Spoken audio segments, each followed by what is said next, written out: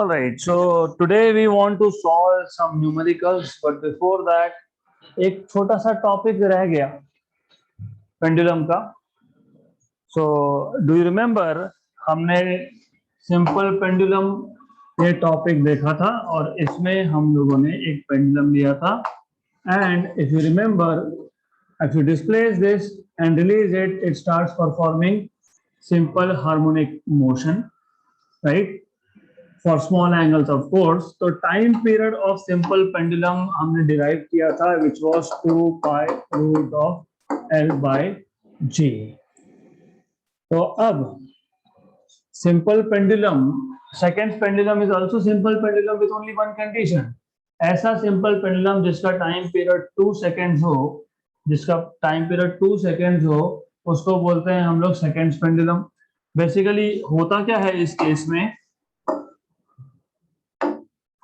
What happens is, अगर मैंने यहाँ पे लाके रिलीज किया तो पार्टिकल यहाँ से यहाँ पे जाएगा 1 second and then again goes back to original position in 1 second. तो टोटल टाइम पीरियड 2 सेकेंड, मतलब half oscillation in 1 second and the other half in next 1 second. तो such a pendulum is called as seconds pendulum. तो बहुत easy है, extremely simple thing. A simple pendulum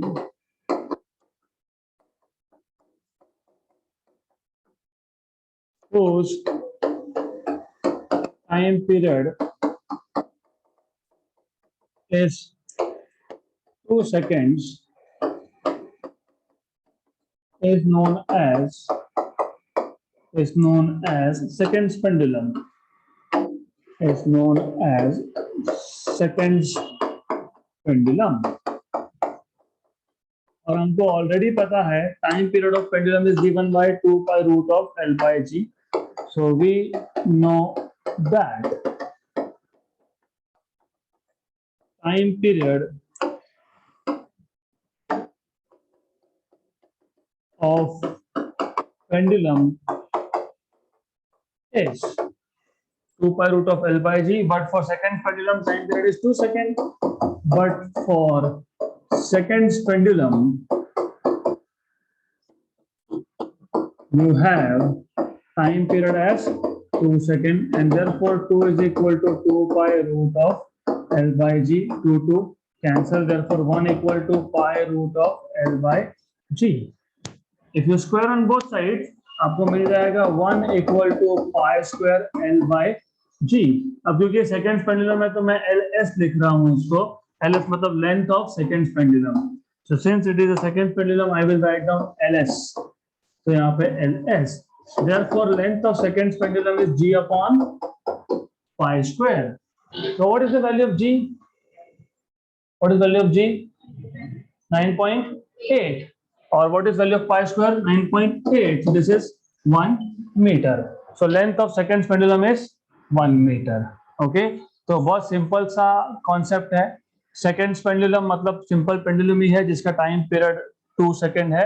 So put t equal to 2 seconds, cancel, and then you have LS equal to 1 meter.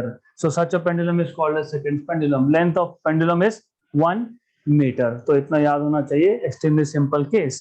Then example 5.7. Describe the state of oscillation if the phase angle is 1110 degree. आपको याद होगा particle कौन से oscillation में है और particle कहां पे है, अब कहां जाएगा. It is all given by state, मतलब फेज एंगल. याद है कि आपको हमने ये बोला था जो फेज एंगल है ओमेगा टी प्लस अल्फा, अगर ये जीरो हुआ तो particle is at mean position. अगर यहाँ पे आएगा तो phase angle is pi by 2 and now it will go towards mean but towards left. And pi by 2 मतलब it is still in the first oscillation. Okay, तो similarly तो आपको first of all करना क्या पड़ेगा, आपको पहले तो पता होना चाहिए कि दिया क्या है. So what is given to you? You have been given omega t plus phi या फिर अल्फा, जो भी डिनोट करना हो वो. It is 1110. मैं वापस एक बार बता रहा हूँ. Phase angle tells you 3 things. Number 1, particle कहाँ पे है. नंबर 2, पार्टिकल अब कहां जाएगा. और नंबर 3 उसका कौन सा नंबर का ऑसिलेशन है, which is the state of oscillation, which is the number of oscillation.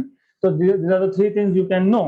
और वो पता कैसे लगता है, अगर पार्टिकल ने मोशन जस्ट स्टार्ट किया है, ओके, तो x equal to 0, x equal to 0 मतलब particle is at mean in its first oscillation, it will go towards right. π/2 मतलब particle is at right extreme first oscillation and now it will move towards left।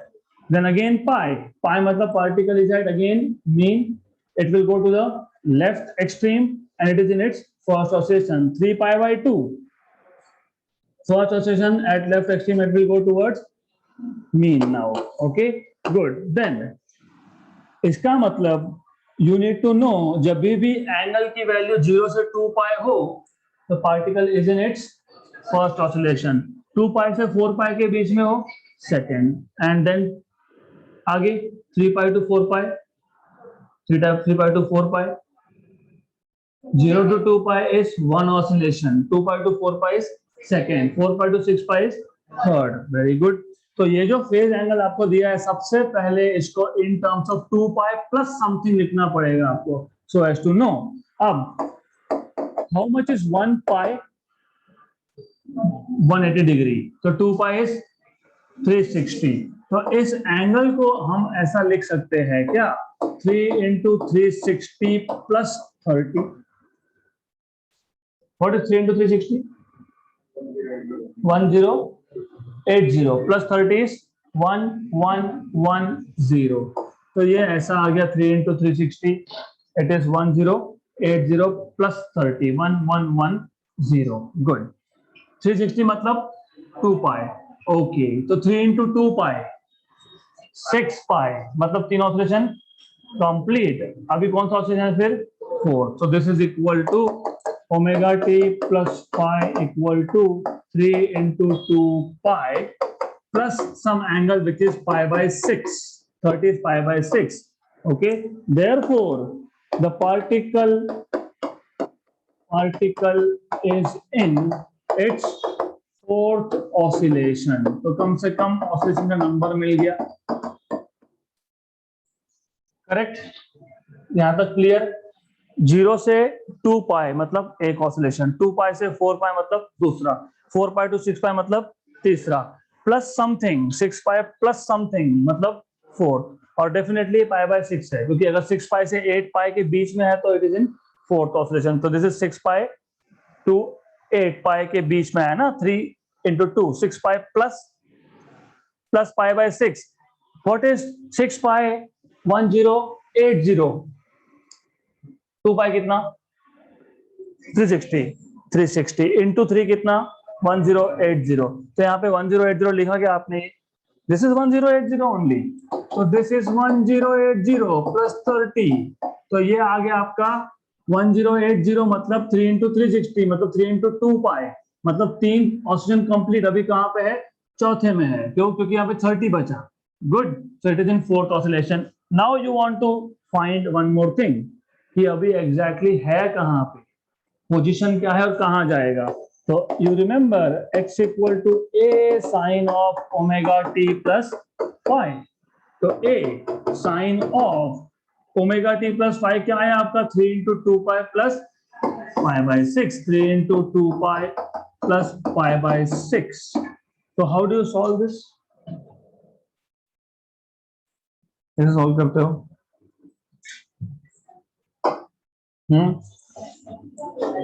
Sign of 2π plus theta, sine of 2π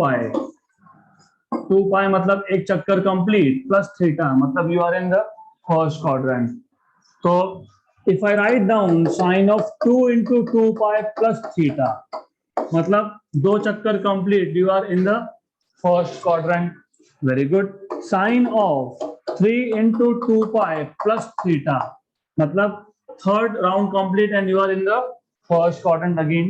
you मतलब particle of course, not you। good। then do you remember basic trigonometry? आपको पता होना चाहिए sin of 2π plus theta is always sin theta, क्योंकि ये sin of pi plus theta, 2 pi plus theta, 3 pi plus theta, 4 pi plus theta is equal to sine theta. सिर्फ देखना पड़ेगा कौन से क्वाड्रेंट में है। तो sine of 2 pi plus theta मतलब कौन सा quadrant? 1। What is sine of 2 into 2 pi plus theta? वापस से first quadrant. What is sine of 3 into 2 pi plus theta? वापस फर्स्ट क्वाड्रेंट। तो फर्स्ट क्वाड्रेंट में ऑल आर पॉजिटिव, तो sine भी पॉजिटिव, तो ये पॉजिटिव आएगा। तो in general sine of 2n pi plus theta is sine theta, where n is 1 2 3 and so on so forth। Okay, तो ये आ गया आपका sine of 3 into 2 pi plus theta, this is equal to sine theta. अब why are we doing all this? Because here you have x equal to a sin of 3 into 2 pi plus pi by 6 मतलब sin of pi by 6। Since sin of 2n pi plus theta is sin theta, तो ये पता होना चाहिए। तो हमारे पास ये है, आपके पास 2n pi मतलब 2 into 3 pi, 3 into 2 pi plus pi by 6, तो this sin of pi by 6। तो what is sin of pi by 6? 1 by 2, तो a by 2, a by 2। इसका मतलब पार्टिकल कहाँ पे है? कहाँ पे है? कहाँ पे है पार्टिकल? ये मेन पोजीशन, ये ए पोजीशन, और यहाँ पे ये a by 2 पोजीशन। ओके, तो a by 2 मतलब हाफ द एम्पलीट्यूड पे है, और कौन से ऑसिलेशन में है? फोर्थ में। और एंगल कितना है? 30। आपको तो पता है कि 0 से a तक जाने के लिए कितना एंगल कवर होता है? 90। तो अभी वो पहुंचा नहीं है। कहाँ नहीं पहुंचा? Right extreme. तो कहाँ जा रहा है वो? Right extreme. So it means important, fourth oscillation, yes. Then उसका फेज आपको मिल गया, and then it is at x equal to a by 2 going towards the right extreme, going towards right extreme, going towards right extreme, right extreme. मैं वापस से एक बार एक question repeat कर देता हूं। It is extremely simple question and extremely important as well. तो simple भी है, इंपॉर्टेंट भी है। आपको सिर्फ इतना याद रखना है, टोटल एंगल जो भी दिया होगा उसको एज अ फैक्टर ऑफ 360 मतलब 2 पाई लिखना है। अगर पार्टिकल यहाँ से स्टार्ट करता है मीन से, तो यहाँ से यहाँ तक 90 डिग्री, वापस 90 डिग्री, वापस 90 डिग्री और 90 डिग्री, मतलब एक चक्कर में कितना एंगल? 360 मतलब 2 पाई। तो पहला ऑसिलेशन कब कब होगा? फर्स्ट ऑसिलेशन तब तब होगा जब जब ये आएगा आपका 360 से लेके, तो I mean 0 to 360, and in radians it will be 2 pi. So first oscillation always corresponds to 0 to 360 degree or 0 to 2 pi radian. Similarly, second oscillation corresponds to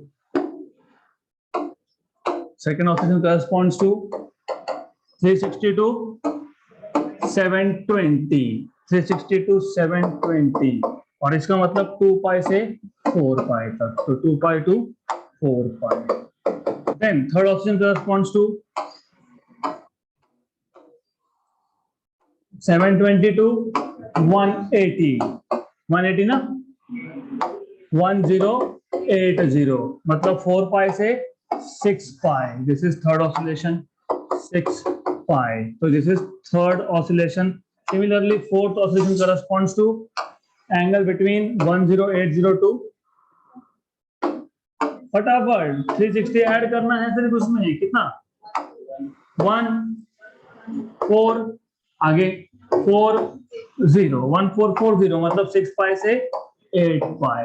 तो सबसे पहले आपके पास जो एंगल दिया है 1110, वो कहाँ पे है? इट इज बिटवीन 1080 टू 1440, मतलब कौन सा ऑसिलेशन? फोर्थ।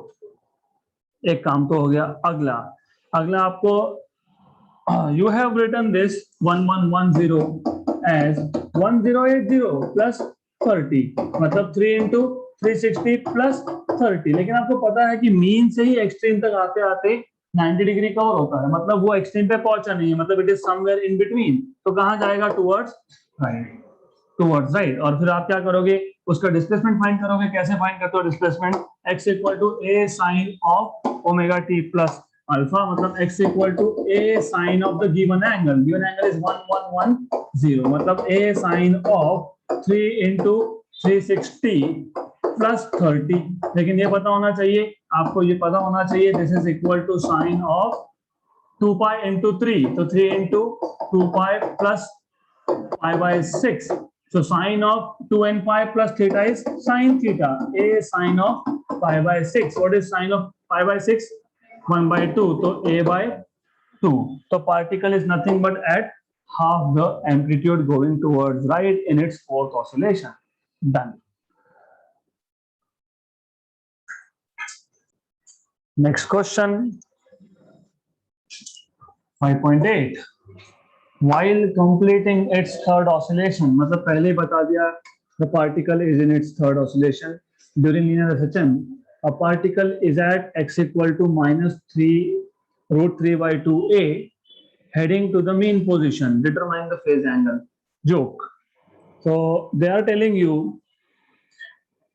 आपको फेज एंगल पूछा है, आपको ये बताया है उसका लोकेशन क्या है और कहाँ पे जा रहा है. सिंपल है, extremely simple.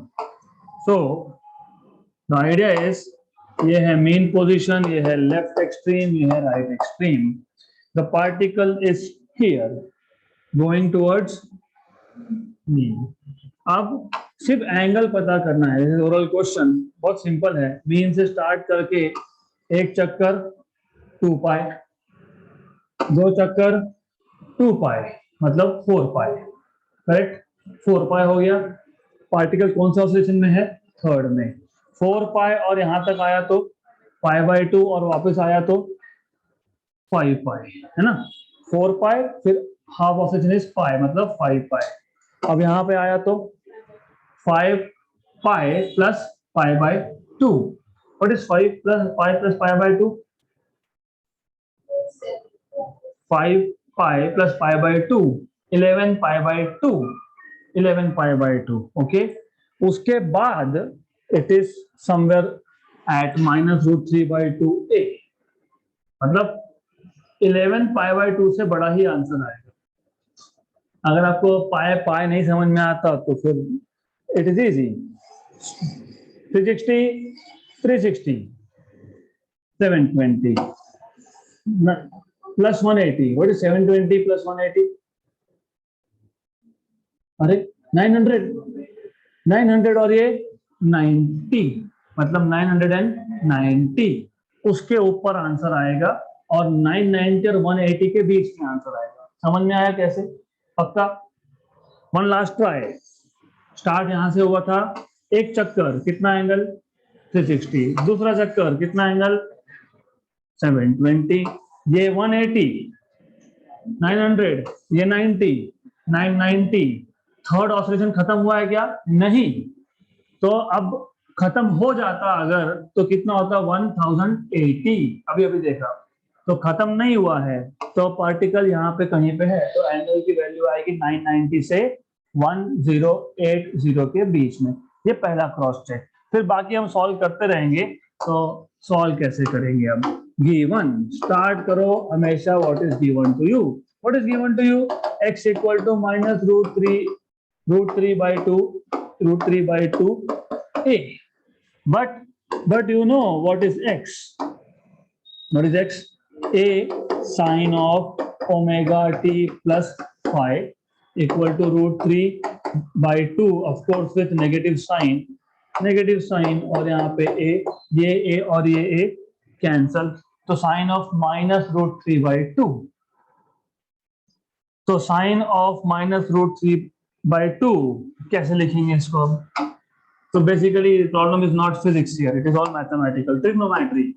Sine of omega t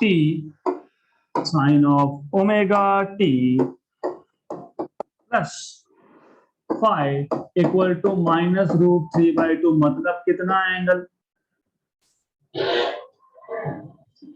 कितना एंगल? 60. साइन की वैल्यू रूट 3 by 2 कब होती है? 60 पे होती है. Very good. लेकिन 60 है क्या? माइनस साइन है वो.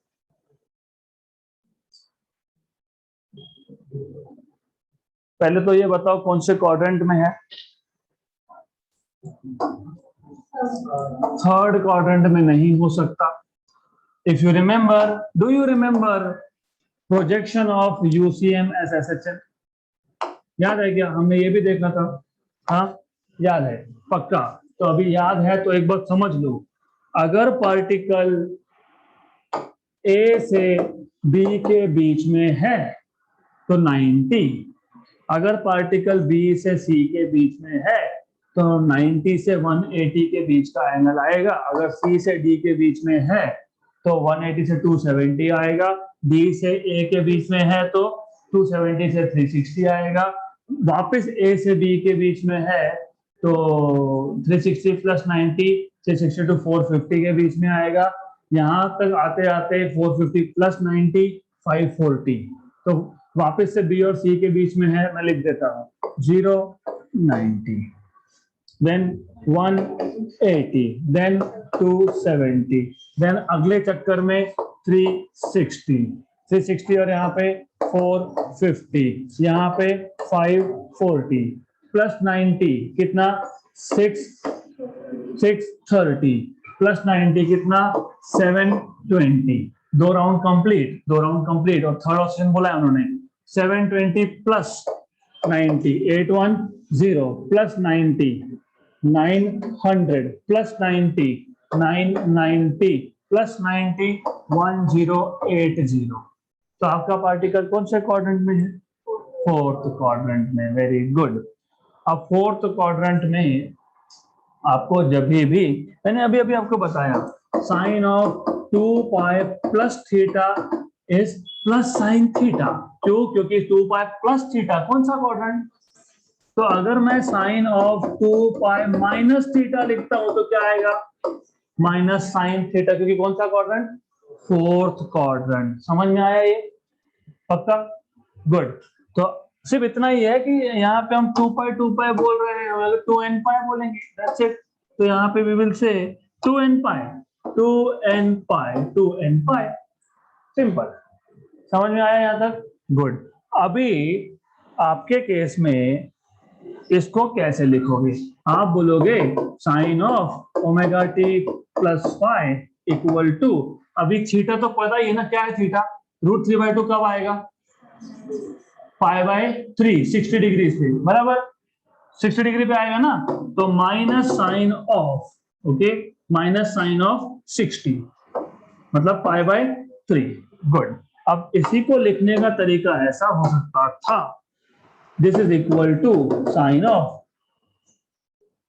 प्लस π/6 प्लस की माइनस, मैं बताऊंगा वापस, लेकिन ट्रिग्नोमेट्री थोड़ा कनेक्ट करना सीखो। माइनस π/6 क्यों माइनस?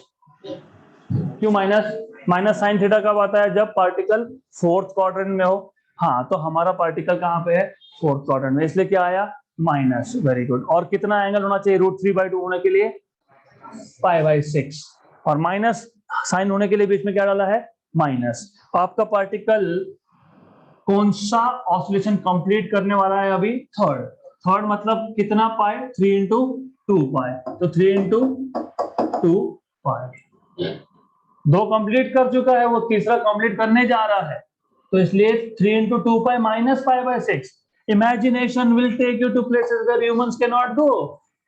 2 पाई, 4 पाई, 6, अरे लेकिन पीछे अभी कंप्लीट नहीं हुआ, तो इट इज 6 पाई माइनस π/6। π/3 आएगा। ओके, π/3 आएगा। π/3 क्यों आएगा? बिकॉज इट इज √3/2, तो π/3 60 डिग्री। राइट? यहाँ तक क्लियर? हाँ, आपको क्या पूछा था? एंगल ही तो पूछा था, मैंने तो बता दिया। यहाँ पे 1080 में से कितना माइनस करना है? 60, मतलब कितना? 1020 हो गया। इसको भी सॉल्व करोगे तो आ जाएगा, that is nothing but sine of 6 pi minus π/3। दोनों साइड पे साइन है, therefore omega t plus pi is कितना? 6 पाई माइनस π/3। 6 पाई माइनस π/3 कितना आ गया? ये 18 - 1 17 π/3। अब ये 100% 1020 आएगा। कैसे? What is pi radiance in degree? 180/3 1 जा, एंड दिस इज 60 जा। 17 6 जा कितना होता है? 10, अरे बाबा 17 5 का कितना होता है? 17 5 का कितना होता है? 85। 17 6 का कितना होता है? तो 1020, वही तो मैंने बताया, इट इज 1020। करेक्ट। मैं एक बार और रिपीट करता हूँ, क्वेश्चन एक्सट्रीमली सिंपल है।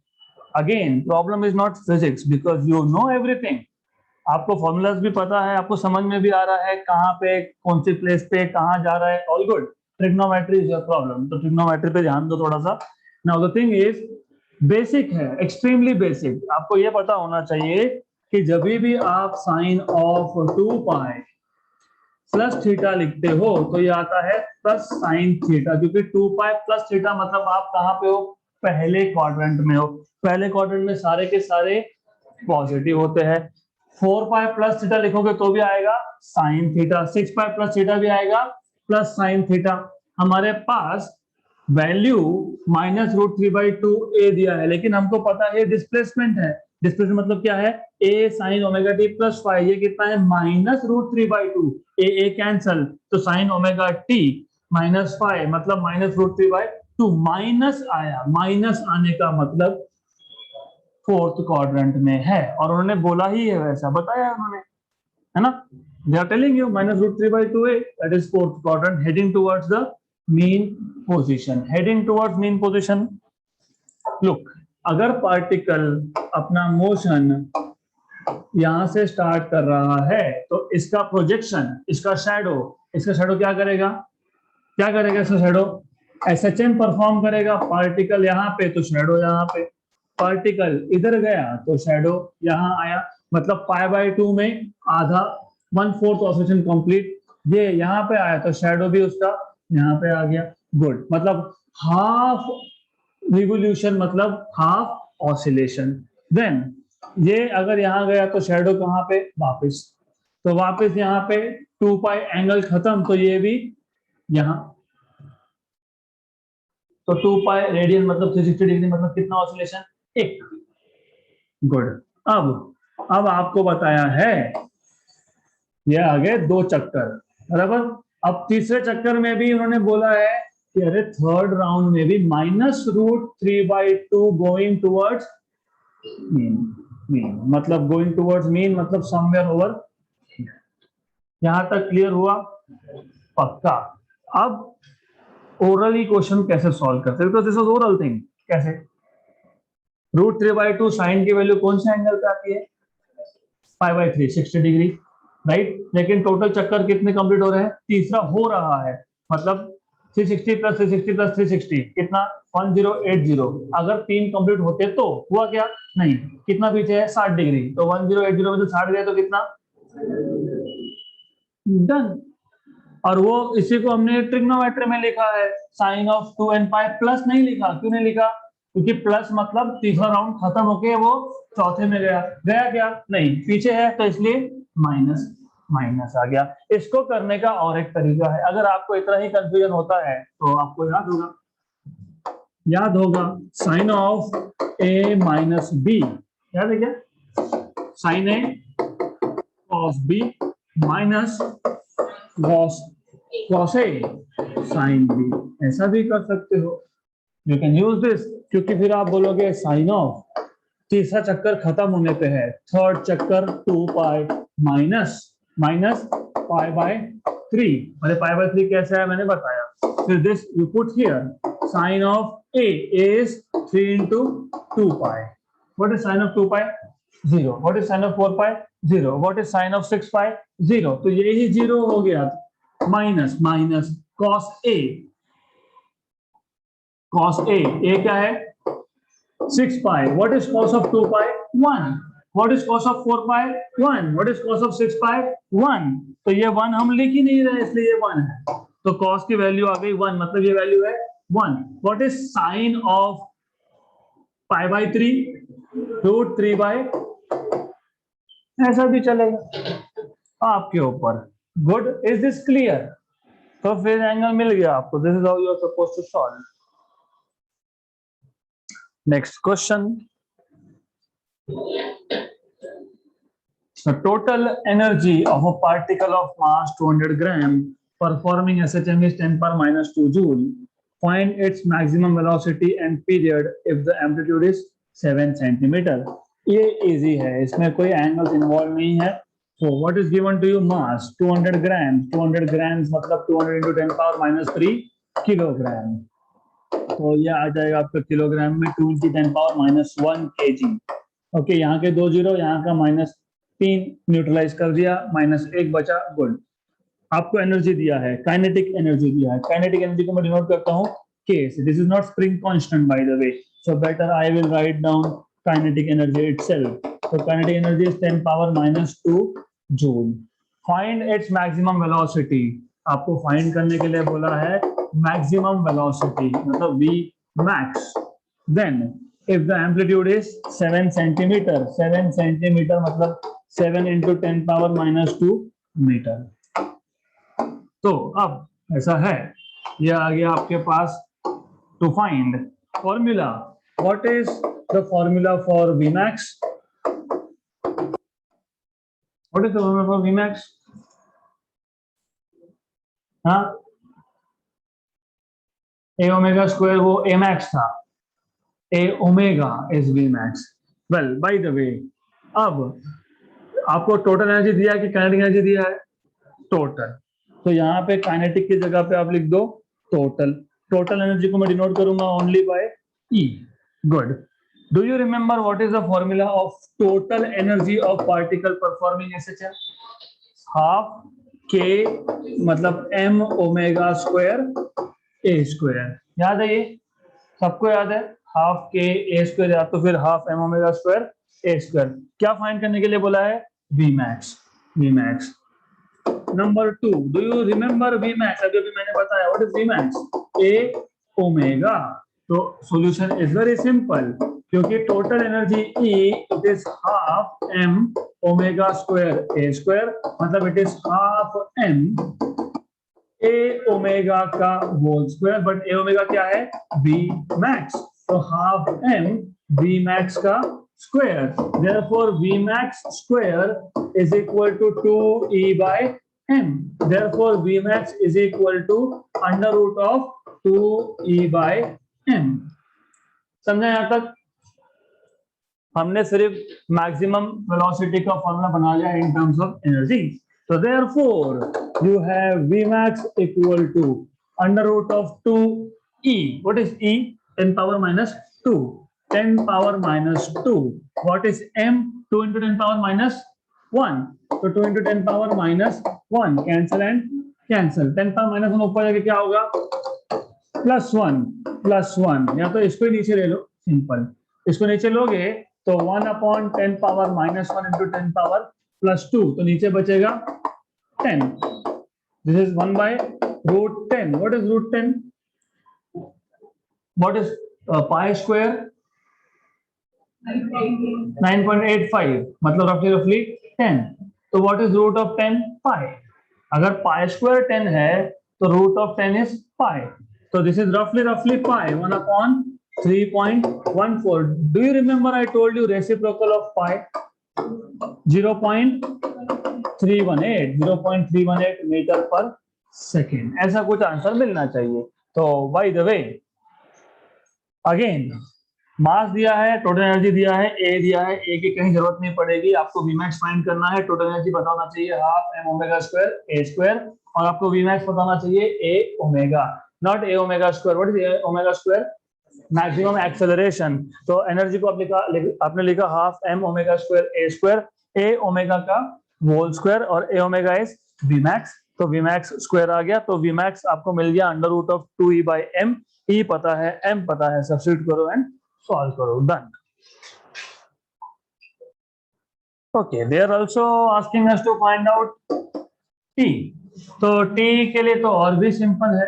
कैसे सिंपल है? You know what is Vmax? It is A omega, but omega is 2 pi by T. तो आपको एक बार Vmax मिल गया तो फिर T मिल जाएगा, क्योंकि A भी पता है. तो इस पॉइंट के आगे Vmax is equal to, अभी लिखा मैंने 2 pi A by T. तो therefore T is 2 pi A by Vmax. Good. This is 2 pi a. What is a? 7 centimeter. 10 power minus 2 meter में what is V max? 0.0.318. या फिर और एक काम करो, सिंपल यहीं पे देख लो, ये आपके पास आया था 1/√10, तो V max क्या आया था 1/√10, मतलब √10 जाएगा ऊपर, तो ऊपर डायरेक्टली √10 लिख देता हूं, तो ऐसा भी कर सकते हैं, no issues. Now this is how much?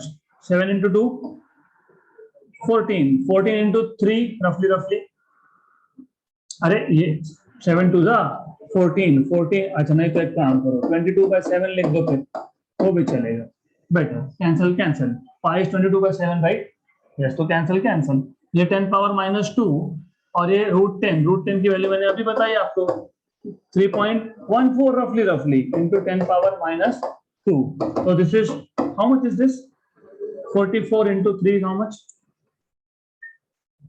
45 3 45 2 90, 45 3 135, so this is roughly 135 into 10 power minus 2 second, that is 1.35 second. तो ये ऐसा आंसर आना चाहिए, and exact answer that you will get is 1.39 second, हमारा 1.35 आया रफ में, चलेगा।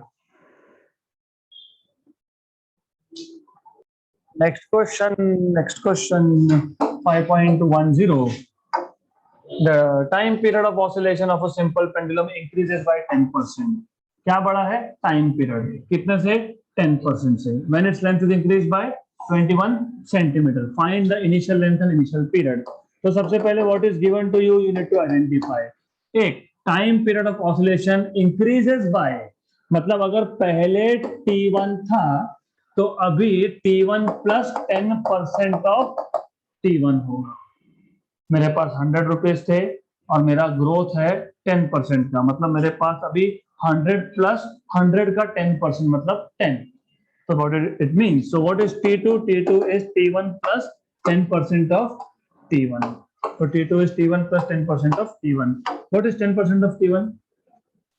10/100 मतलब 0.1, so this is nothing but T2 equal to 1.1 T1, 1.1 T1, मतलब T2 by T1 is 1.1, मतलब 11/10, तो ये पहले साइड में रख दो। कब हुआ ये सब? जब length is increase by 21 centimetre. Okay, अब length is increase by L2 equal to L1 plus 21 centimetre, मतलब मीटर में कितना? हाँ, 21 into 10 power minus 2 मतलब कितना? 0.21. Okay, good. तो L2 is L1 plus 0.21 in meter. Find its initial length and initial period. So you are supposed to find out T1 and you are supposed to find out L1. आपको initial length L1 और initial period T1 find करना है, तो कौन सा formula apply करेंगे यहाँ पे? What formula will you be using? Very easy. T is equal to 2 pi under root of L by G. 2 constant, pi constant, G constant, T is proportional to root of L. So solution is straightforward. T2 by T1 is under root of L2 by L1. Very good. T2 by T1 is 11/10 under root of L2 by L1. What is L2? L1 plus L1 plus 0.21 upon L1, squaring on both sides. 11 square is 121. This is 100. This is equal to L1 plus 0.21 upon, what is 121 by 100? 1.21, और ये L1 यहाँ पे multiply, तो 1.21 L1 equal to L1 plus 0.21, इसको यहाँ shift कर दो, 1.21 L1 minus L1 equal to 0.21, this is how much? 0.21 L1 equal to 0.21, cancel, तो L1 equal to 1 meter, 1 meter का लेंथ है, और 1 मीटर के लेंथ मतलब कौन सा पेंडुलम? Second pendulum. हाँ, सेकेंड पेंडुलम का टाइम पीरियड कितना होता है? 2 सेकेंड होता है। तो देखते हैं सॉल्व करके आता है कि नहीं। तो लेट अस चेक। तो how do you find out T1? 2 pi root of L1 by G। तो T1 equal to 2 pi root of L1 is 1 by G की वैल्यू आप 9.8 लिखो या 10 लिखो। अल्टीमेटली मैं उसका रूट को पाई ही लिखने वाला हूँ। 10 का रूट भी पाई लूंगा, 9.8 का भी मैं पाई ही लिखने वाला हूँ। तो 2 पाई और 9.8 का root is pi, pi pi cancel. तो आ गया क्या 2 seconds? Yes, this is how you are suppose to find. Easy. तो सिर्फ आपको क्या ये पता होना चाहिए formula, and that's it. So that's it for today.